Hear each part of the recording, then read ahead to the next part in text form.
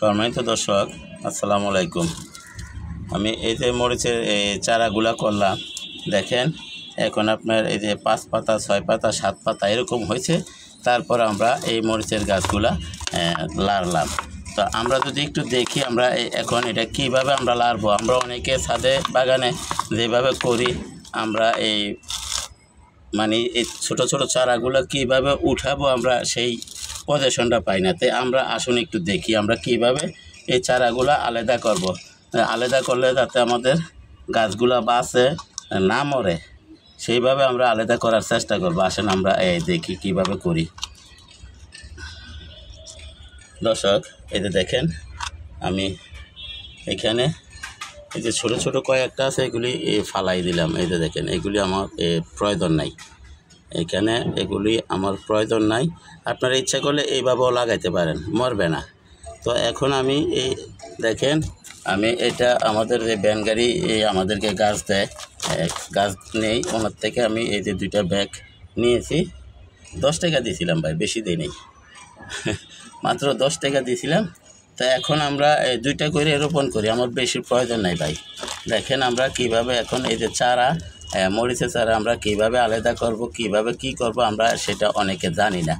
তো জানি না বিদায়, তার ফলে আমরা অনেকে যখন আমরা এখান থেকে টান দিয়ে উঠাইতে যাই তখন গাছটা মারা যায়।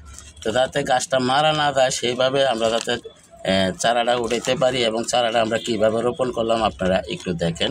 আমরা একটু ভিতরে দিতে হবে, তার ফলে আমি আবার উঠাইলাম, কারণ এই যে সাইডের মাটি পড়ে না। এই যে সাইডের মাটি যদি না পড়ে তাহলে তো আপনার শিকড়গুলা ছড়াবে না। এই যে দেখেন, তো আমরা এই মরিচ গাছ নিয়ে অনেক ভাইবা চিন্তা যা করি, এই যে আমরা এইভাবে করব। এইখানে আমরা 2টা করব। দর্শক, আপনারা দেখেন, যারা আমার ভিডিও ভাই কন্টিনিউ দেখেন, আপনারা দেখছেন যে আমি আস্তা মরিচটা কাটতে, কিন্তু আমরা এখানে বিচিগুলো হাত দিয়ে ধরি নাই, এখানে খালি ছড়াই দিয়েছিলাম। আল্লাহর রহমতে এতগুলা গাছ হয়েছে। তো তার ফলে যে সাইডে যে গাছগুলো হয়েছে সেইগুলিও আমরা এই চারাটা একটু বেশি ছোটো, এটা নিলাম না, আমি একটু বড় দেখে নেওয়ার চেষ্টা করি যে গাছটা ঠিক আছে, কারণ আমার তো এত চারার প্রয়োজন নাই ভাই। আমরা এক না তাক চলবো ইনশাল্লাহ। এই যে আমার এই একটা পলিথিনে আপাতত 2টা করে চারা দিলাম। এই যে দেখেন, আর এগুলি হয়তো অন্য কোথাও একটা 2টা করে আমি রোপণ করে দেব। তো দয়া করে আমার চ্যানেলটা সাবস্ক্রাইব করেন এবং বেল আইকনটা বাজাই দেন, আমি যাতে এই ধরনের ভিডিওগুলো ছাড়ার সাথে সাথে আপনাদের হাতে পৌঁছে যায়, আপনারাও দেখতে পারেন, শিখতে পারেন, জানতে পারেন। তো দেখেন, আমরা যদি জায়গা না থাকে আমরা এরকম ভ্যান গাড়ি দিয়ে যারা গাছ বিক্রি করতে আহে ওনাদের থেকেও আমরা এরকম ব্যাগ নিয়ে আমরা গাছ লাগাইতে পারবো, অথবা নিজেরা পলি ব্যাগ উল্টাইয়া আমরা যদি দেখি আমরা কিভাবে করব।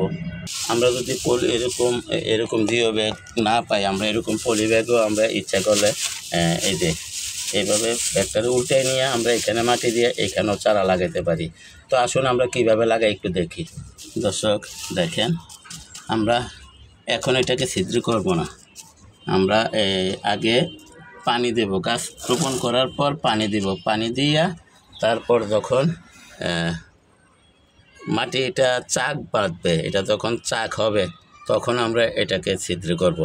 তো আমরা দেখেন এইভাবে আমরা ঠিক ইচ্ছা করলে মরিচের চারা আমাদের বাসা বাড়িতে যে সদাই আনি, আমরা বিভিন্ন তরকারি বা বিভিন্ন সদাই আনি, যে পলিথিনগুলো আছে আমরা ইচ্ছা করলে পলিথিনও আমরা ইচ্ছা করলে এরকম তরকারি সবজি বা বিভিন্ন সবজি অথবা বিভিন্ন মরিচের চারা আমরা ইচ্ছা করলে এগুলিতে করতে পারবো। তো এটা 3টা দিতেছি, তার কারণ হলো ভাই এটা একটু ছড়াই না বেশি, ওই ব্যাগগুলোর থেকে এটা একটু ছড়াই না বেশি, এই কারণে এটা তো আমি 3টা দিলাম। দেখেন আপনারা। তো দয়া করে আমার চ্যানেলটা সাবস্ক্রাইব করেন এবং বেল আইকনটা বাজাই দেন, আমি যাতে এই ধরনের ভিডিওগুলো ছাড়ার সাথে সাথে আপনাদের হাতে পৌঁছায় দেয়, আপনারাও দেখতে পারেন, শিখতে পারেন, জানতে পারেন। আসলে ভাই শিক্ষার কোনো শেষ নাই, জানারও কোনো শেষ নাই। দেখেন এই পানি কিন্তু পুরা ভিজে নাই, এখনও পানি ভিজে নাই, আস্তে আস্তে এরকম পানি দিতে তারপরে ভিজবো। এই যে দেখেন, এটা কিন্তু আমি এই মাটিটা অনেকভাবে মিলেছি। এই মাটিটার সাথে আপনার বালু মাটি বেশি দিছি, কাঠের ভুসি দিছি, আর বাগানের মাটি দিছি কম। এই যে বাস হয়ে গেছে। তো আশা করি বুঝতে পারছেন বিষয়টা। সবাইকে ধন্যবাদ জানিয়ে আজকের মতো এখানে রাখি। আসসালামু আলাইকুম ওয়া রাহমাতুল্লাহি ওয়া বারাকাতুহু।